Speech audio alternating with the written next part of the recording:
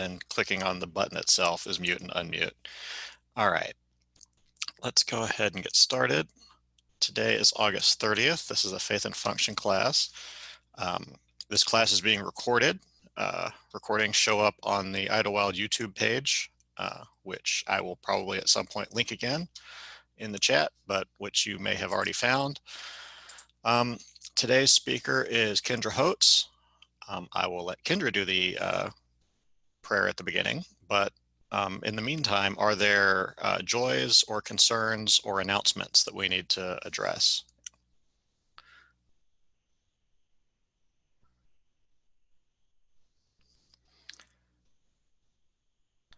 I don't see any. Okay. I will Daniel, mention, yes. I just want to point out what I think everybody does know, but as Steve Montgomery always said, today is a very special day in the life of Idlewild, and that our dear Sarah is being installed. So do not forget to live stream Yep. that. And her father, Dr. Gary Dorian, who was with us the last time we were live in person, way back in March, will be the guest preacher. And we know that's going to be very special.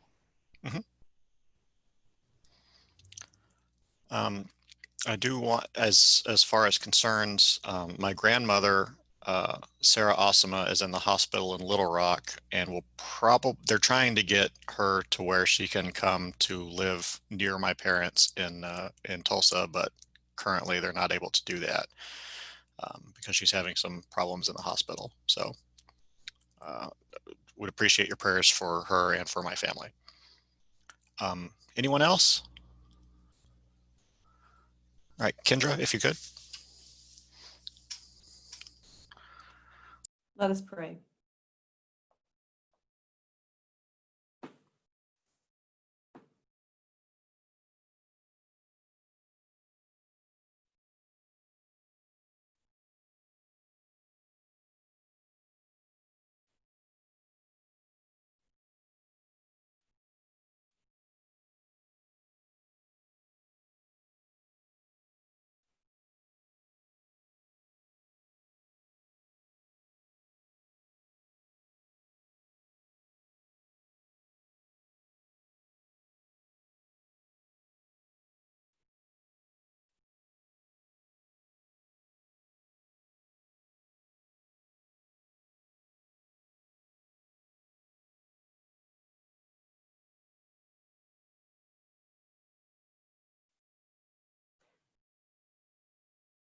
God of storms that blow in through the evening, of flashes that lighten the sky, of thunder that rolls across the clouds as they collapse under their own weight. God of storms and of shelter from storms, we give you thanks for the renewal of the earth, for morning's first light, touching raindrops lingering on blades of grass, for our senses refreshed and awakened, for puppies who become dogs, who are still puppies romping in the wet grass, for rabbits fleeing puppies and dogs, for the clean air, for all who are safe from storms, for all who seek shelter from storms. O God of the storms, awaken us now. Shield us from the worst. Teach us to find calm and beauty in the turmoil. And teach us to seek that calm and peace in our own life's storms.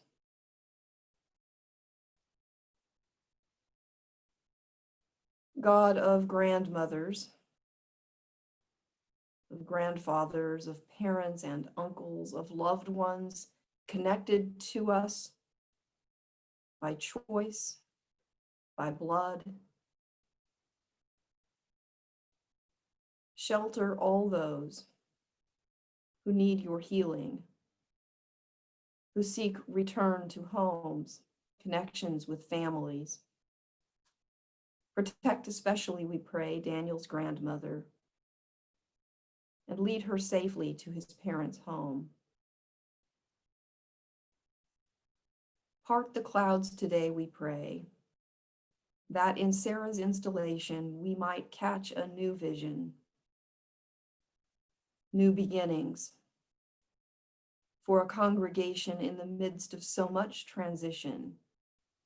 Help us to find a place to stand, a vision to guide us forward, a sense of stability, but also a sense that your spirit never ceases moving, and allow Sarah's voice to call us forward. O God of the storms that roll across the Mississippi, and God of the storms that upset our lives, gather with us now, we pray. Awake our senses, awaken our minds, and give us your peace. Amen.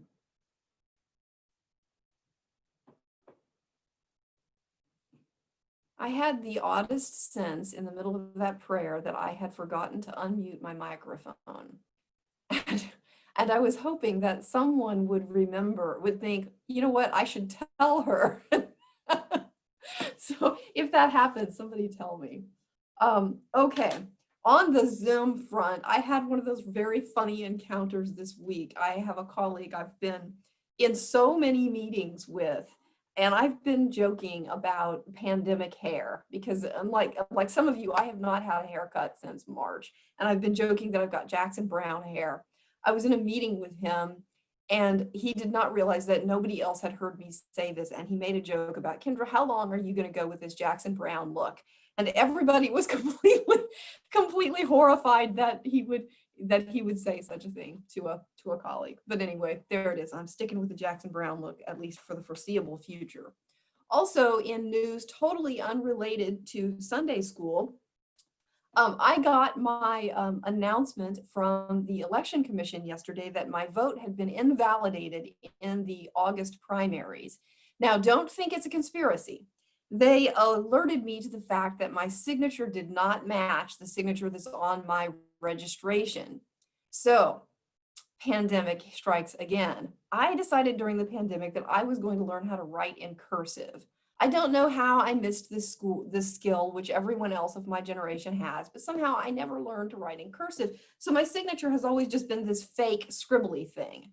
So I learned how to write in cursive. I've been very proud of that. And I proudly signed my ballot for the primary using my pretty new legible signature, and they tossed it out. So that's what I get for learning a skill, right? Okay. So none of that is relevant to Sunday school, just things that you need to get yourself kicked off, right? What we're going to do today is continue thinking about urban life. And we are sticking with Genesis for one more Sunday. And just a reminder, none of this is my material. I'm stealing it whole cloth from Mark McIntyre's Not Scattered or Confused. And he's pursuing a thesis in this book about the way that the canon as a whole envisions urban life and the sort of tensions in the canon. So last time we were exploring primarily the J narratives in the primeval story of Genesis 1 through 11.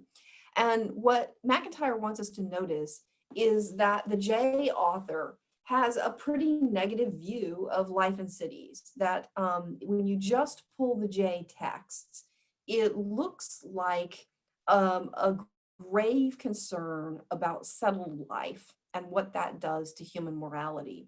And so we're going to continue pursuing that into the ancestral narratives. So Abraham, Isaac, Jacob, and Joseph. And that's what we're going to be looking at today. So the first thing to notice about urban life in Genesis, in the ancestral narratives, is something very odd about city names and the places that are named where the ancestors visit. So I'm going to give you a little assignment here, something that I want everybody to try to do. And I've got you assigned by last name. Let me get it up here. Okay, so this is not my pretty new handwriting, but it's better than my printing used to be. So if your last name starts with A through F, what I want is that you visit these 3 verses in Genesis, poke around for a little context, and what you're doing is looking for any sign of inhabitation or settled life. So these are places that the ancestors visit. These are all places that are named by the ancestors. And so A through F, you're looking at Bethel.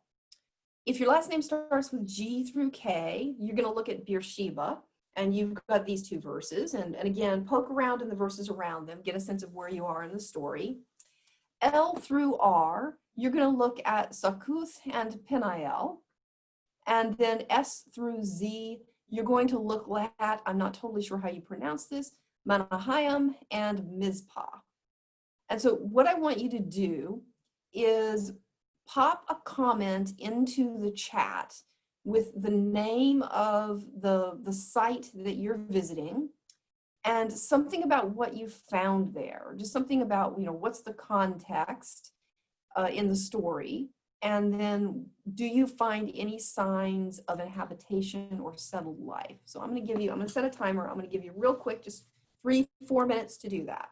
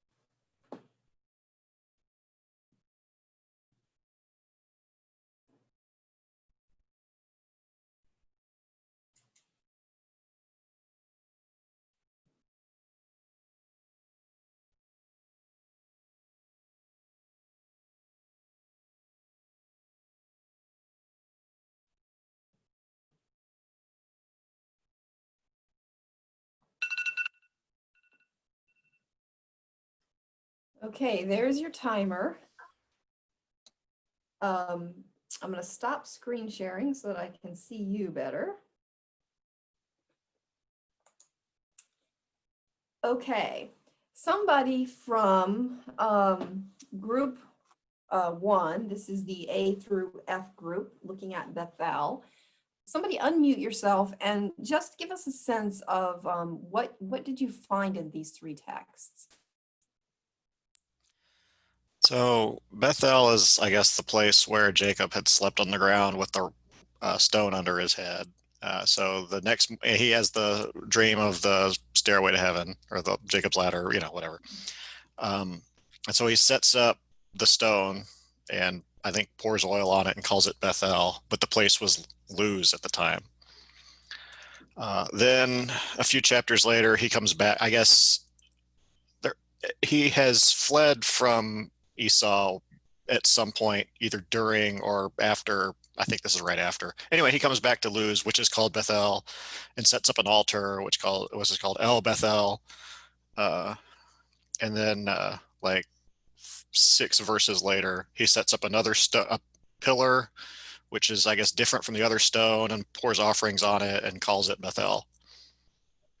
So he names it like Okay. 3 different times. Okay, so he keeps naming it and keeps naming it House of God. That's what Bethel means. And did you find any signs of inhabitation? Is this a settled place? I mean, it already had a name, and then they talk about, he went to their, uh, you know, to Luz with Bethel, which is in the land of Canaan. He and all the people that were with him. I mean, it seemed like if it already had a name, it was probably already a place. Okay, it's already got a name, so it's already a place. When you look around the text, he's sleeping outdoors there. He's got his head on a stone. He's wrestling with this guy all night long. Does anybody come to like intervene and say, what is this long wrestling match about? Are there any signs that sort of other people are present in this narrative? No, not that I saw. Okay, so this is unfair. I'm just curious. Do any of you happen to know anything about Bethel later in Israelite history? Does it ring a bell for you? Is it next?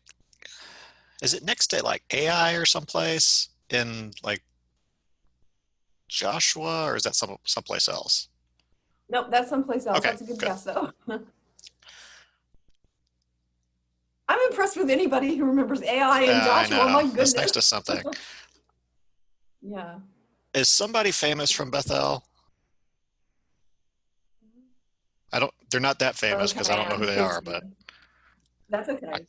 That's okay. I'm fishing here. So there's a temple in Bethel, and it's a big city, and it's in Israel, and it's got a competitor temple to the one that's in Jerusalem. So that's where Amos goes to denounce people. But it's also true that that temple, predates the sort of split of Israel and Judah, and it's also the case that Bethel is essentially where the Samaritan woman reports that her people worship, right? Remember, and she asks Jesus, your people worship on the mountain in Jerusalem, my people worship here, which one is right? And Jesus sort of tries to move the geography and say it's about the spirituality of it. So Bethel's got this long history, and eventually it becomes a big city. And in the time that the J narratives are being written and collected, Bethel is still, Israel and Judah are united. And this is a story about an active temple dedicated to, Elohim slash Yahweh. And it's part of Israel. It's a city where people live. So you've got this story about one of the ancestors building an altar somewhere. This is a spiritually significant site. In fact, one of the most significant sites. He builds an altar. It's a dedicated place. It appears that at the time it happens, it was a place people recognize, but it doesn't look like it's a city. You don't see any evidence of kind of settled inhabitation there. But it's named and it's special. and it's, you know, the place where we got the name of the people we will become. And then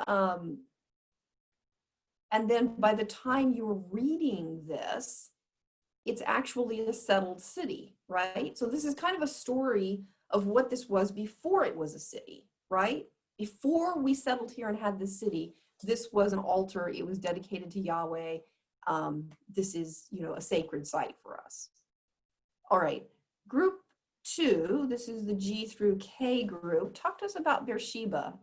Abraham and Isaac have encounters there.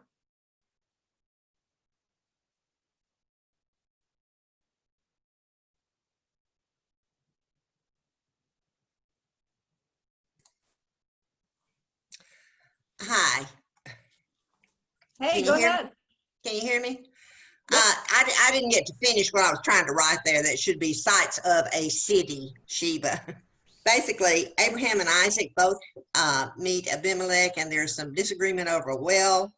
And then they make an oath and take oaths and make covenants about the well, and trees are planted, and it becomes the site of Sheba, which then, I guess, moves into Beersheba.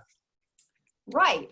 Okay, so this is a site of a conflict with a king named Abimelech, who's not part of the people Israel, not part of the ancestral narrative. And in both cases, Abraham and Isaac have a conflict with Abimelech. And what exactly is the conflict about?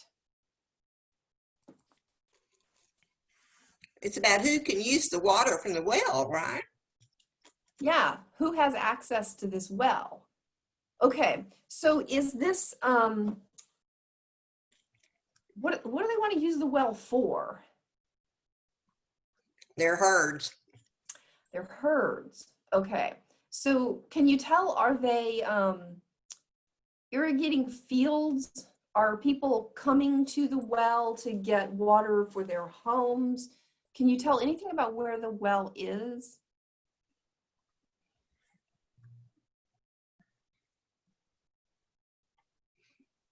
I don't know. I don't see anything. I'm looking.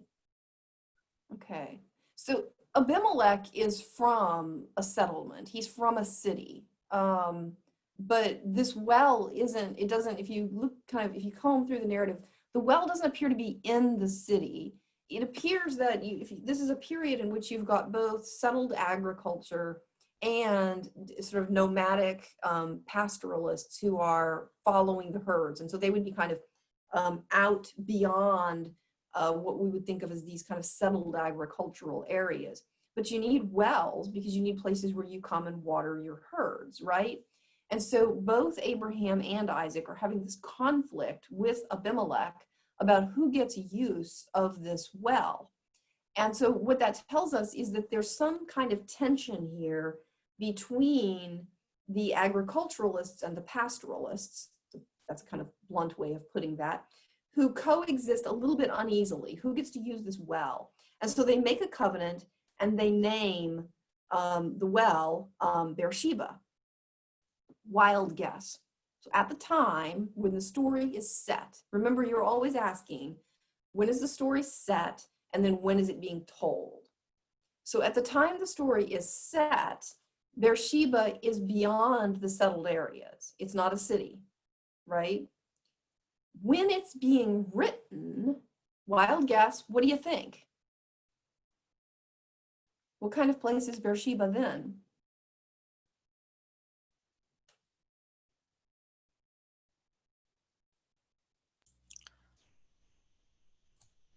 Well, clearly, it's a city. Yeah. It's a city, right? Okay, you see we're going somewhere with this theme, right? You try to imagine the city you grew up in, and imagine you run across some really old reference to that city in a story that's got nothing to do with the city you live in now. It's just this really old reference to when it was first, let's say, discovered by Europeans, or that the discovered is always questionable there, right? There's a way in which you perk up and go, hey, that's my city. I know that place, right? So there's something similar going on here. You've got people who live in cities and they're reading these stories about their ancestral heroes, and they're like, he was here, right? He was in this place. And you got this kind of weird, yeah, you're not really clear about how you feel about urban life, but there's something validated about the fact that you worship at an altar that was established by one of the ancestors back before this was a city. Okay. What about group 3, L through R? What did you find about Sakuth and Peniel? So Jacob has been in basically exile after stealing Esau's birthright and with Laban, and they're coming, well, he's coming back, has decided he's going to come back, and he sends his wives and children on ahead of him and stays back at Peniel where he wrestles with God alone, and then he names Peniel the name Face of God, because he says he's seen the face of God and lived.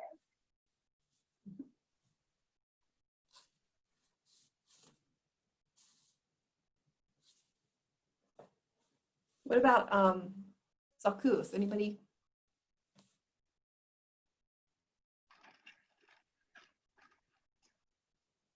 Or I can answer that one too, I guess. If it doesn't work. Sure. So Sakuth is after Jacob has met Esau and it's gone well, and Jacob then sends Esau back and stays back again alone with God and in Sakuth and builds shelters for his family. Okay. And did you find any signs of settled life or agriculture or city life there? No, it says he built shelters at Sakuth, so I'm guessing there wasn't anything already there.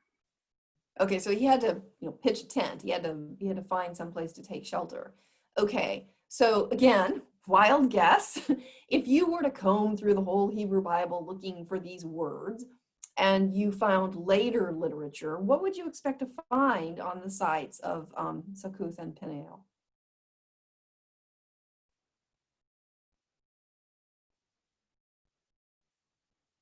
We got a theme going here, people. I'm going to guess there's a city. Cities, right? Okay. And I'm going to guess that the government put up a marker that says Jacob was here, and on this site, at such and such a time, Yeah, this is like Elvis slept here, right? Right. This is you've got altars all around the land region that we would think of as Israel, and you've got cities where the worship of Yahweh is practiced at that altar. And it's not just Jerusalem. So you may notice that these are all J texts. None of these are priestly texts. Can you think why the priestly texts probably don't make a lot about ancestors building altars in places that are still active sites of cult? they spend the whole books of Kings yelling at everybody to not worship anywhere besides Jerusalem. And they keep doing it, and they keep yelling at them to quit. Yeah, the priests are pretty big about worshiping only in Jerusalem. This is the sanctioned site where you're supposed to come and worship Yahweh. And so you should bring your sacrifice to Jerusalem, where an official priest will do the sacrifice for you, and that's the way it will count. So the priests are not real big on people even practicing Yahweh worship outside of Jerusalem. But here you've got all of these now cities, then just nothing, right? There's really nothing there. These are not cities. These are, for the most part, just kind of way stations where a herder can water you can water the flock before moving on to the next well. So these are places where nomads would be visiting with their flocks. They're not cities, but something significant happens in each of these places, and the ancestor builds an altar, names the place, and now there's a city there, and the city can say, we have this kind of authorization to worship here because this ancestor built this. So, I mean, we're stealing thunder from group S through Z. What did that group find?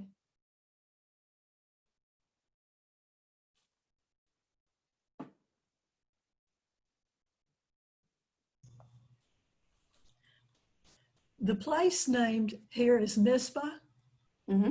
And the note in my Bible says that means watch post, which seems to be the idea. Yeah.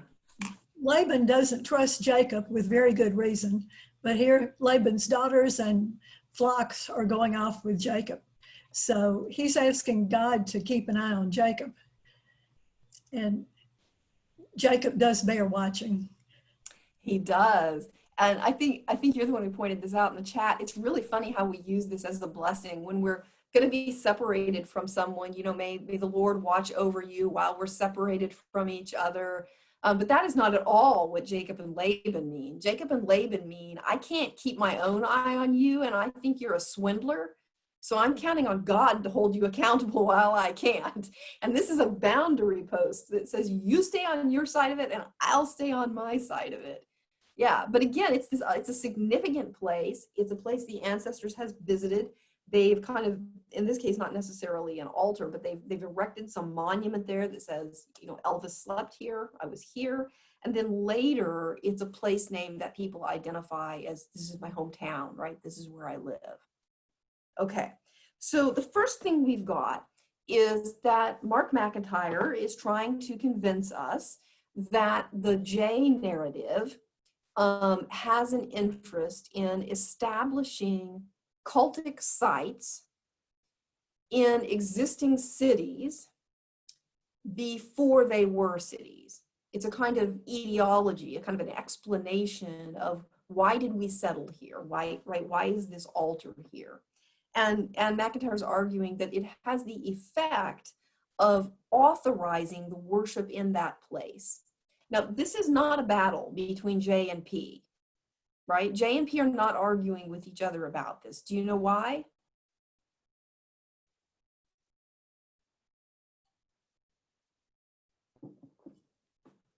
I mean, they say different things, but they're not arguing, that J is not arguing against P.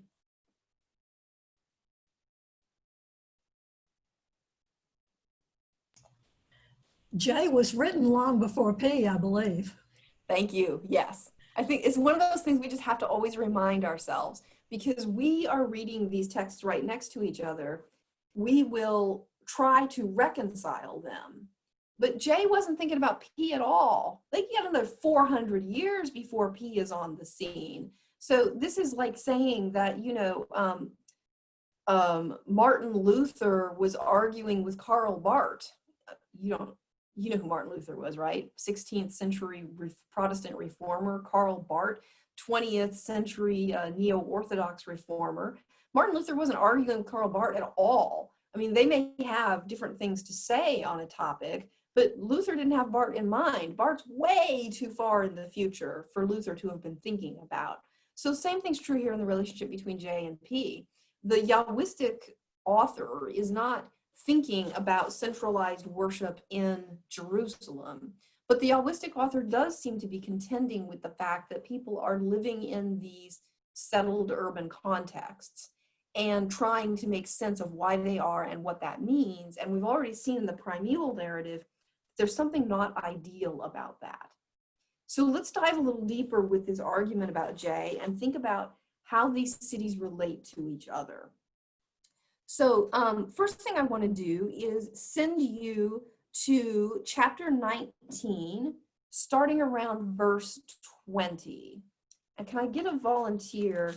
First, somebody, if you find that place and look around a little bit and tell me what's going on in the narrative. And then somebody read, let's say, actually, let's go verses 17 through 23.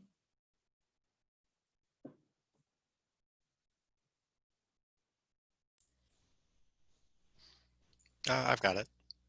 Okay, where are we in the story? Where is the reference you're making?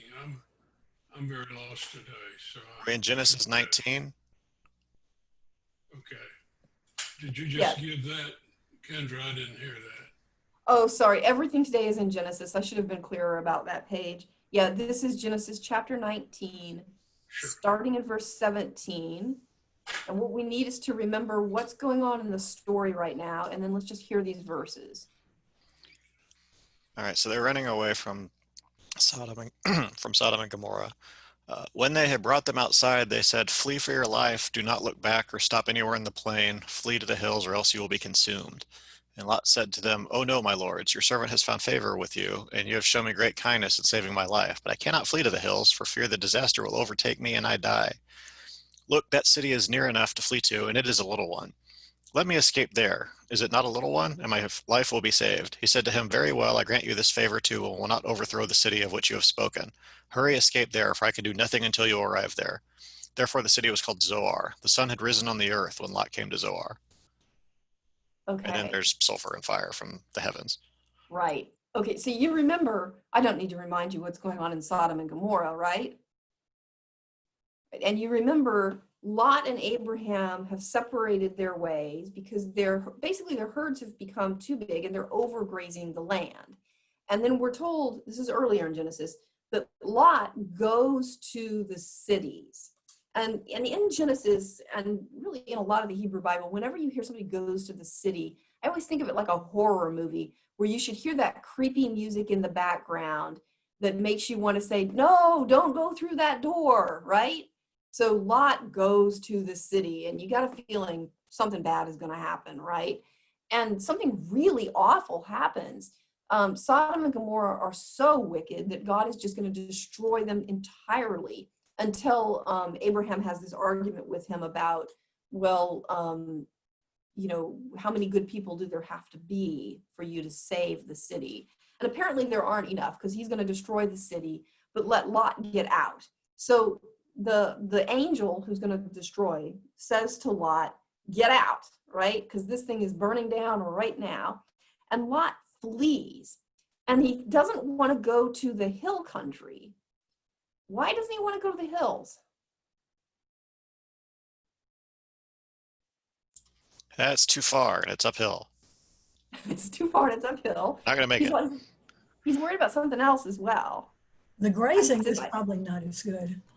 Say again? Grazing is probably not as good in the hills. Okay, grazing might not be as good, but it's not clear if he's taking his herds with him. And he was in a city, and so he probably didn't have his herds in the city anywhere. That's a good guess.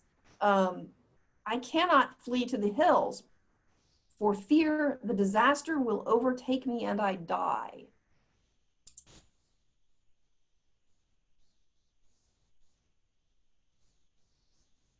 Okay, like this is how I'm going to respond if you say to me, Kendra, a disaster is coming to Memphis, flee to the hills.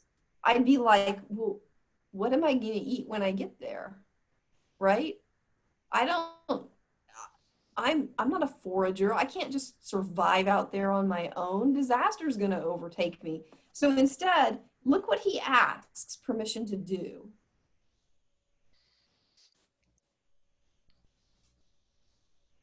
Look at verse 20. Yeah, can I flee to this other little city? And his distinguishing characteristic is that it's little. It's little, right? He does this twice. Look, that city is near enough to flee to, and it's a little one. Let me escape there. Is it not a little one? And so they name it Little, right? They name it the little town. So he asks permission to flee to a little town. So Lot's kind of a questionable guy because he seems to have this preference for cities. And God is going to wipe out cities, but maybe let just this little one survive. So there's this sense that we're getting to this stage where we're becoming dependent on the resources of cities while also still having some sort of hesitation about whether there is moral worth in cities. And you see this a lot in Genesis. So we don't have time to go to all of them. I'm just going to demonstrate a couple.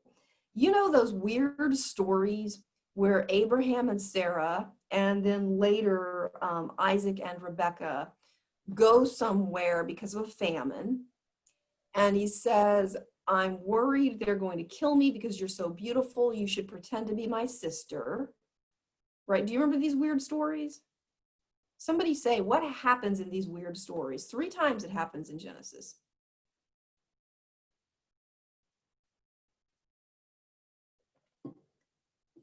What is this sister-wife thing? What happens?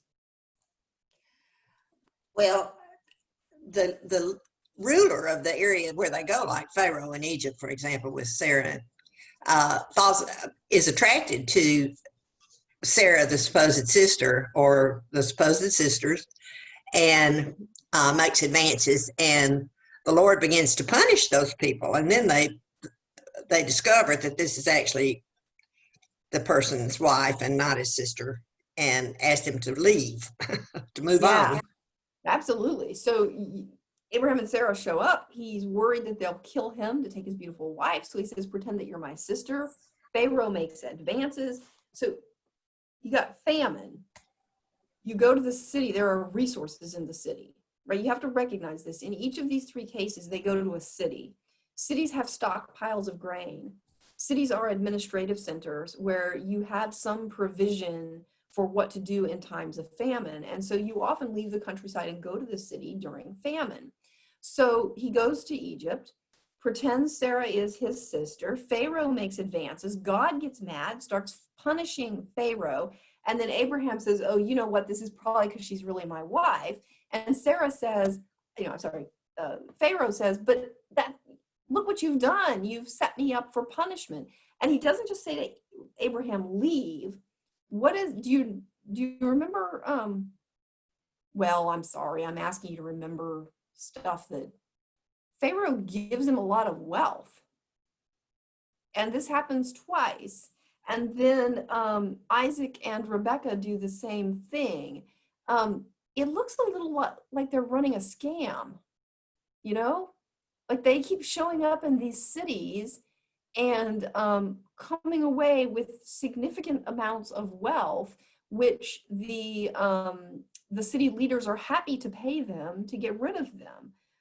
This, I think, is kind of fun because it's good to remember that the values encoded in these narratives are the values of the trickster, right? These are stories told by people who never had real military might.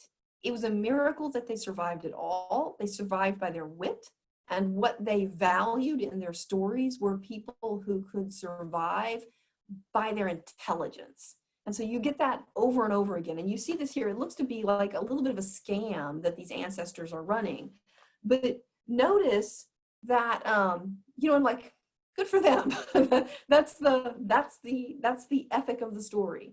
But notice that they have this kind of, there's this sort of tension in their relationship with the city, because on the one hand, they don't want to get involved, they don't want to mingle, they don't want to become urbanites.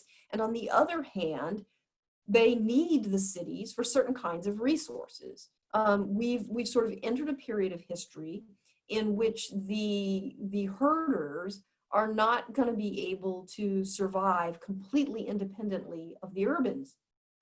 And it's being read in a later period in which the people are urbanites, right? They're no longer herders. Yes, they still have flocks and so forth, but clearly the life of the people, by the time this is being written and told, clearly the life of the people has shifted in the direction of urban life. And the kind of specialization of labor that you get in urban life means that we can't just go back to living in the countryside. I mean, if you think about, well, let's think about me for a minute and my survival skills. Drop me off in a remote location with, like a flint stone and maybe a pot and a spoon and some beans and stuff. And I am not going to forage for my survival. I'm not going to construct a lean-to to figure out how to take shelter. What I'm going to do is find the nearest road, walk to the nearest city, pull out my credit card and pay for a hotel, right? There's no way I don't have the skill set to survive if civilization is coming to an end. I have a very specialized skill set. I can look up obscure texts in old books. That's my skill set. And it's nice, when we've got our lives organized like this, and pretty much useless when our lives are not organized like this. Minna tried to coach me into gardening several years ago. And what Minna may remember is that I'm quite good at making dirt. but I am not good at growing things that I can eat. So like composting, I can rot things. I'm bragging about myself right now. I can rot things. She had me chasing around the city looking for other people's mulched and bagged leaves. It was awesome. I made really super good compost. I rotted things extremely well, but I got like one head of broccoli out of my really intense efforts. So, that I don't have that skill set. I can't feed myself. People reading these stories are living in times. I mean, they don't have Zoom for Sunday school, but they're living in essentially urban times. They're agriculturalists. They've organized their lives according to specialties. And so you have blacksmiths and weavers and people who are responsible for preserving food, and you have accountants, and they're thinking that they value the lives of these ancestors, these stories that are told about people who could live out there on their own, who didn't have these interactions in the cities. But you're also seeing this residue of the reality of the time, which is that once a part of the human community shifts in the direction of settlement, it's very hard for any other constituents of the human community not to join them. It becomes very difficult to do. And so you get these entanglements between the pastoralists and the urbanites, and we're kind of navigating that tension now. And Jay has a preference for the pastoralists, but lives among the urbanites, which means that we've got a kind of nostalgia here, telling us that our values have shifted and we're worried about what that means. If you take a look at chapter 14, so still in Genesis, go and have a look at chapter 14. This is a really fascinating kind of interruption of the narrative cycle of Abraham, Isaac, Jacob. Here's Abraham, whom we've been thinking of as the righteous guy. Remember, he left the city. The narrative here is Abraham came from Ur, which by the way has nothing to do with the word urban. I was just making a little joke. He came from a city. He came from Ur, and he goes out to become unsettled. And our basic narrative is one of who's avoiding cities, one who can make it on his own, but every once in a while he goes into the city and pretends his wife is his sister in order to scam the city people so that he's got the resources he needs to survive. But here we've got this very different portrayal of Abraham as a king, but a king without a city. And also, by the way, you're going to want to know that kings in this period rule over cities. You were not talking about massive kingdoms that extend hundreds and hundreds of miles. That comes later. Right now, being a king means you're like the mayor, right? So we've got this thing going on where Abram, is at battle with other kings in the area, the king of Sodom, the king of Gomorrah. They're all having this fight with each other. And in the midst of it, Lot gets kidnapped. Okay, any of you who have ever read like medieval, fantasy stories set in medieval periods, why would you kidnap the nephew of the king? It's a pretty common narrative feature. Why would you do that? You can hold him as hostage so that either the guy does what you want him to do or he gives you a lot of money or both. Ransom. Yeah, you can hold him hostage and you might negotiate better terms. It might mean that he might have prisoners of war and you're like, look, if you treat my prisoners of war well, I'll treat yours well. Lots of reasons why you might take a hostage. So Lot has gotten kidnapped and yeah, exactly. Sorry, somebody put in the chat, Kathy, the nephew of the king is like a son. Think about Beowulf, King Arthur, etc. Right? This is a narrative theme. You can read this just like you can read any other kind of literature. So they've got Lot, and Abraham mounts like a rescue operation to get Lot back, and it is successful. So this is verse 14. When Abram heard that his nephew had been taken captive, he led forth his trained men born in his house, 318 of them, and went in pursuit as far as Dan. So these are people he can trust, their blood, right? They're born in his house. and he routed them. And then he brought back all of the goods, and he also brought back his nephew Lot. So, picking up in verse 17, after his return from the defeat of I can't pronounce that guy's name, and the kings who were with him, the king of Sodom went out to meet him, that's Abram, at the valley, that is the king's valley. And King Melchizedek of Salem, that's Salem, that's Jerusalem, Melchizedek of what will become Jerusalem later, brought out bread and wine. He was a priest of God Most High. We've been over this before. God Most High means polytheism. You don't have a high God if you don't have other gods. So the priest of Jerusalem, he brings out communion, right? Bread and wine. He's a priest of God Most High. That is El, by the way, Elohim. He blesses them, and essentially he offers Abram some of the goods, right? They're going to split the booty from the war. This is verse 22. But Abram said to the king of Sodom, I have sworn to the Lord, that's Yahweh, God Most High, that's Elohim. See what happened there? That's a nice little sleight of hand. The Yahwistic, well, actually, this may not be the Yahwistic author. I'll tell you that in a minute. The author of this section just put together Elohim and Yahweh and just said, those are the same God, right? Maker of heaven and earth, that I told this God that I would not take a thread or a sandal thong or anything that is yours, so that you may not say, I have made Abram rich. So he won't take any of the booty. Why not? I mean, he won it fair and square in war. That's how it works. You win the goods, you get to keep them, but he won't take them. Why not? He doesn't want to have to give credit to Melchizedek for anything. He doesn't want to have to give credit. He doesn't want anybody else to be able to say, you see that Abram is rich and powerful. I am partly to credit for that.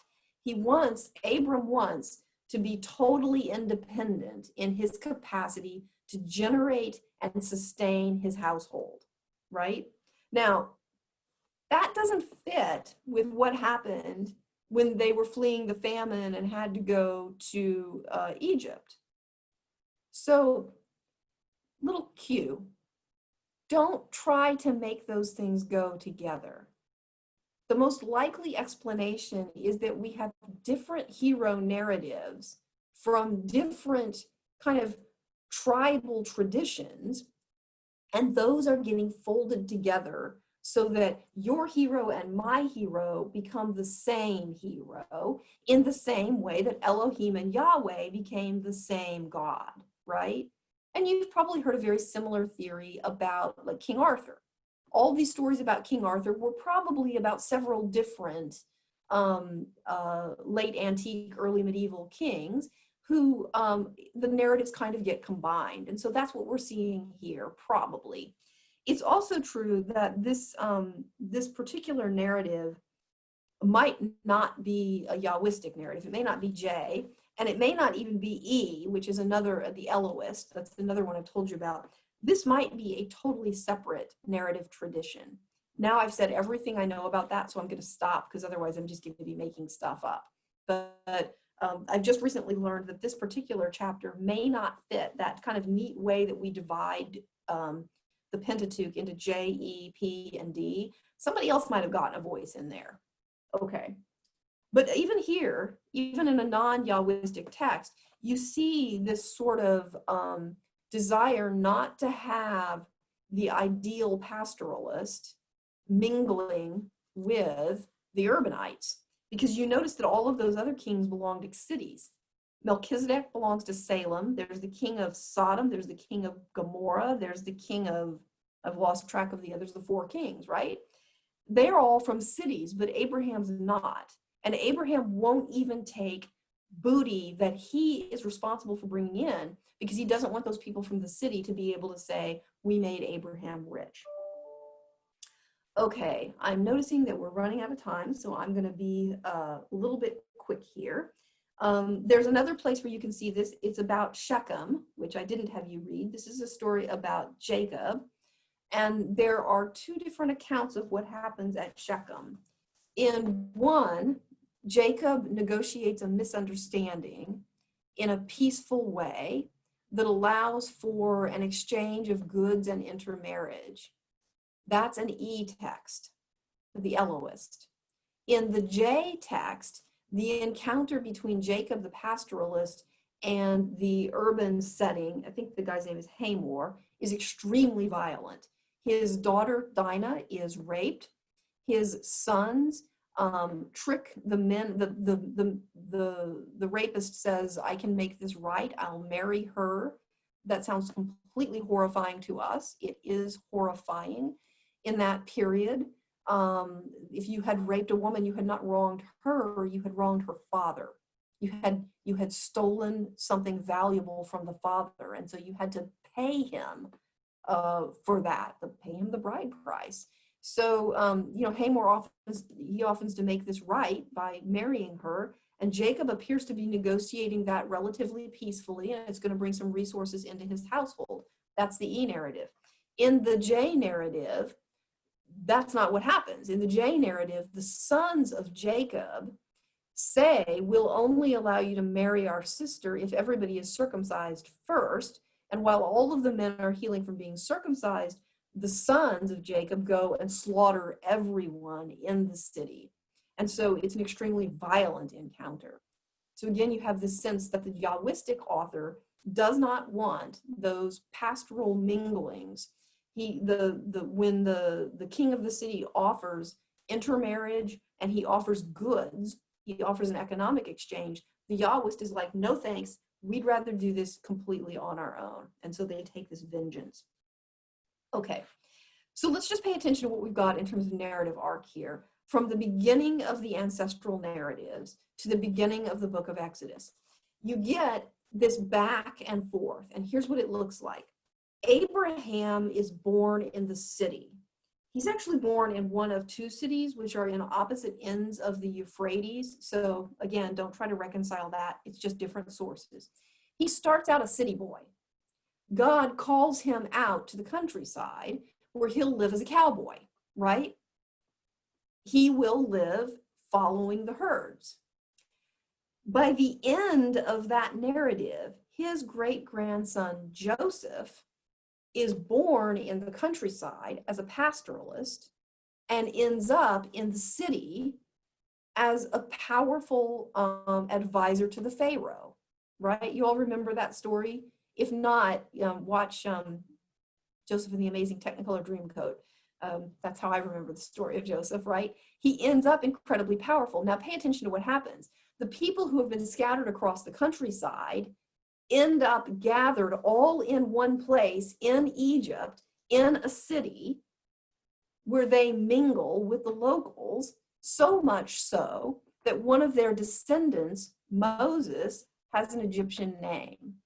So notice the movement. Abraham goes from the city to the countryside, and in the countryside, everybody is scattered around.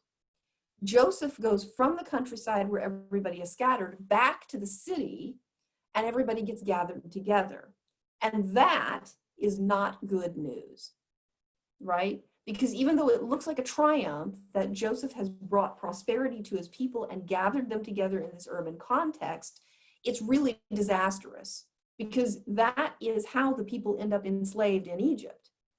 Moses will do the opposite. He will be born to power and privilege as an urbanite, and he will take the people from their centralized location back to the countryside where they will live as wanderers once again, right? So if you pay attention to the big narrative arc, we're going from the city to scattered, from scattered to the city. Bad things happen in cities, and so our ideal hero, Moses, will take us out of the city and back again where we will live scattered among the herds, right? Okay, that's the big story arc. We'll keep pursuing this business about cities and see what happens next. I will see you next week. Let's all go and watch Sarah be installed as our new pastor.